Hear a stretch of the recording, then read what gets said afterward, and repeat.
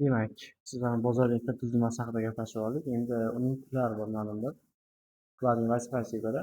Demak, bozor elektr tuzilmasi bu o'zining bajaradigan ishiga ko'ra ikkiga bo'lib bo'linadi. Demak, birinchi xil barcha a, bozor bozorda turlari qatnashadi. Ya'ni bozordagi shaxslar o'sha birinchi xil infratuzilma institutlari bilan bemalol shartnoma qilib foydalanishi mumkin. Demak, tushuntiradigan bo'lsam, bozorda sug'urta xohlagan inson xohlagan joyda o'zini mashinasi bo'lishi mumkin, uyi bo'lishi mumkin, uni sug'urta qilib oladi. Demak, savdo sotiq biz bilamiz, bozor deb bor joyda albatta savdo sotiqlar bu endi aniq narsa.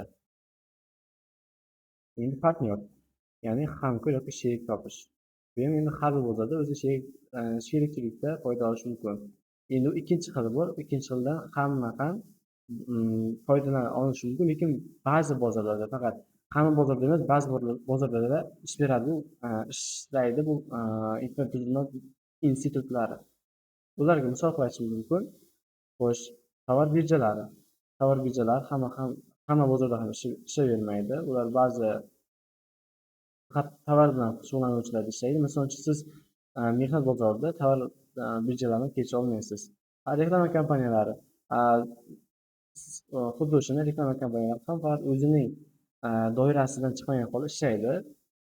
Mehnat birjalarida endi siz agar boya aytgan mehnat bozorida foydalana olmasangiz tovar birjalarini, siz xuddi shunday tovar birjalarini ham mehnat birjalarida ishlata olmaysiz va fond qimmat qog'ozlar, endi bular kapitallarga hammasi o'tib ketadi. Xullas, buning turlari ko'proq.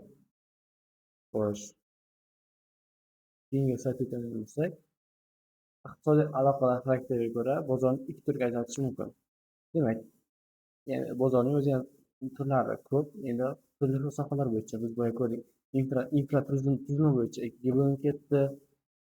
Bozorning vazifalari bo'yicha o'zi to'rtga bo'linib ketdi. Bozor muvozanat saqlovchi narsalar o'zi to'rtga bo'linib ketdi. Endi bu aloqalar xarakteriga ko'ra, bozor iqtisodiy aloqalar xarakteriga ko'ra bozorning mijozi bilan ikki turga bo'linadi. Birinchisi erkin mukammal raqobatli bozor. Erkin bozorda, ya'ni bozorga hech qanday davlat aralashmasa, raqobat erkin bo'ladi. Mukammal bo'ladi. Raqobatga hech qanday qarshiliklar bo'lmaydi. Ikkinchi tur bor. Nomukammal raqobatli monopollashgan bozor. Ya'ni monopoliyani tushuntiradigan bo'lsam, bu ma'lum bir sohada gegemonik, ya'ni hukmronlik qilish degani.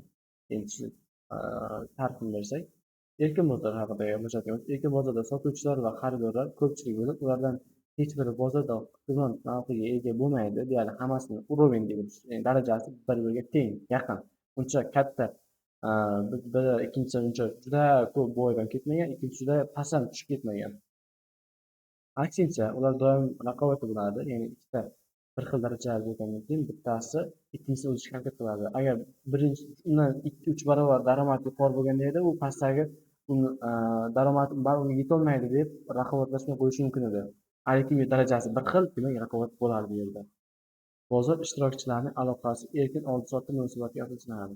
Ya'ni o'rtadagi ishtirokchilar, ya'ni bozor ishtirokchilari, ya'ni siz va men, ya'ni xaridorlar va sotuvchilar.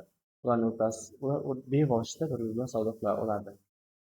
Endi monopollashgan bozor bu ozchilik sotuvchilar va xaridorlar hukumidan bo'lgan raqobat cheklangan yoki raqobat umuman yo'q bozor tushuniladi.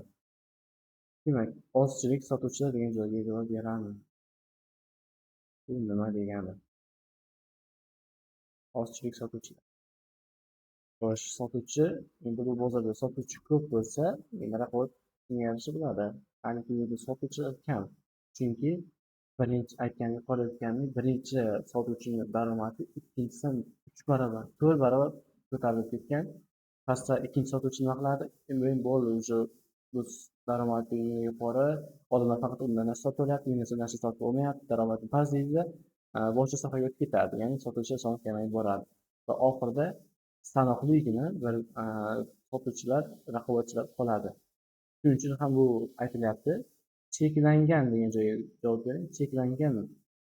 Cheklangan yoki raqobat umuman yo'q bo'lishi mumkin.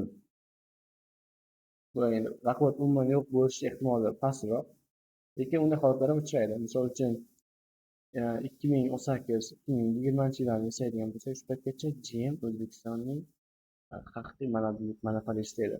Lekin nima bo'ladi hozir? Cherry, Kia, yangi chet ellik investitorlar o'sha investitsiya kirityapti, yangi korxonalar ochilyapti, o'rtada monopoliya asosiy yo'qolib boryapti. Ustilikon ham aytishimiz mumkin. Mening yoshligimda esa faqat Ustilikon bilan, ya'ni Urugvaydan Beeline brigadada bo'lar edi. Keyin Yunus, Ucell, Mobius kabi yangi brigadlar qo'shilib boshladi. Mana bu monopoliyani asosiy yo'qolib borishi. Endi men sizlarga rasm orqali tushuntiradigan bo'lsam, monopol bozorda sotuvchi bitta, lekin xaridorlar ko'p. Erkin bozorda sotuvchilar ham ko'p, xaridorlar ham ko'p. Bu yerda raqobat bor degani. Demak, xo'sh, monopol raqobatli bozor bu yerda ko'p sonli korxonalar bozorni o'z qo'lida tutib turadi. Ular tovarlarning asosiy qismini taklif etadilar, ammo ulardan ayrimlari yoki bir nechtasining bozordagi hissasi ularga qilish imkonini bermaydi. Demak, bu bozor monopol bo'lsa-da, unda raqobat bo'ladi, ammo u cheklangan ta'sir beradi, ya'ni ochiq raqobat shaklida bo'ladi. Bu bilan erkin bozordan farqlanadi. Bu yerda aytgandek, sanoqli korxonalar, sotuvchilar qoladi, bir daromadi bir-biriga yaqinroq yoki ikki barobargacha ham farq qiluvchilar qoladi, oxirida raqobatlashib bir-biri bilan. Endi bir narsa aytib o'taman, bu monopol bozorni o'zi ham to'rt turga bo'linadi. Birinchisi monopol bozor hozir gaplashdik. Ikkinchisi sof monopoliya bozori, oligopoliya va monopsoniya. Sizlar shu paytgacha eshitishingiz mumkin, monopoliya bozorini eshitgan bo'lsangiz, monopol bozorini eshitgan bo'lsangiz mumkin, lekin uchtasini eshitganlar menimcha oramizda kam. Men ham shu universitetga kirib o'sha monopsoniya, oligopoliyalarni eshitdim. Endi sof monopoliya bozorini gaplashdik. Bu yerda sotuvchi monopoliyasi bo'ladi, ya'ni xaridorlar ko'p bo'lgan holda sotuvchi bitta bo'ladi. Endi bu sof monopoliya. Umuman raqobat yo'q, bitta o'zi hegemonlik hukmronlik qiladi. Endi bunga hozirgi vaqtda bilmadim, endi dunyoning rivojlangan davlatlarida sof monopoliya bozoridan chiqib qolmagan bo'lsa kerak deb o'ylayman. Dars O'zbekistonda ham hozir sof monopoliya bozori yo'q, menimcha. Bo'lsa xaridorga uzoqlarga yozib ketishingiz mumkin. Xaridorning mana shu sotuvchi tovarni olishdan boshqa iloji bo'lmaydi. Demak, aniq O'zbekistonda bunday sof monopoliya bozori yo'q.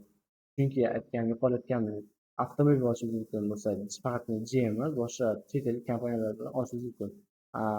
Mobil aloqa operatorlari, Ustilikon, ya'ni Urugvay bo'lsa, Ucell olishingiz mumkin, Beeline olishingiz mumkin.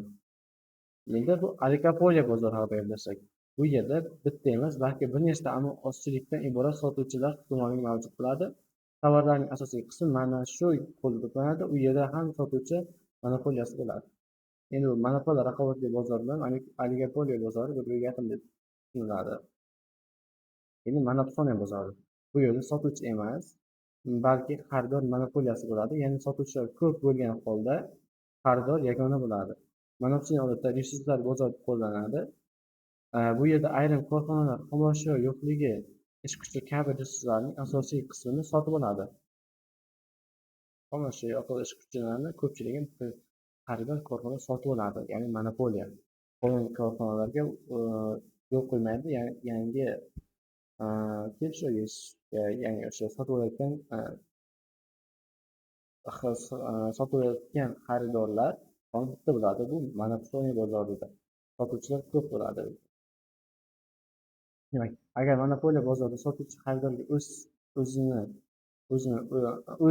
izmini o'tkazsa, monopoliyada xaridor sotuvchiga o'z izmini o'tkazadi. Chunki nima qiladi? Siz tovarni sotishingiz kerak, sotmasangiz kreditga kirib ketasiz, bankrot bo'lasiz.